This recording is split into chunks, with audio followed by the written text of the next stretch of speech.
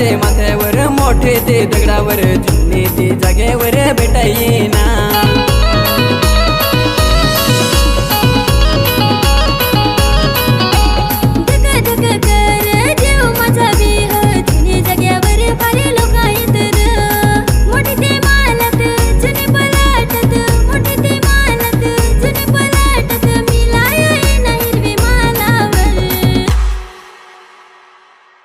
मी दिन तुला दिलं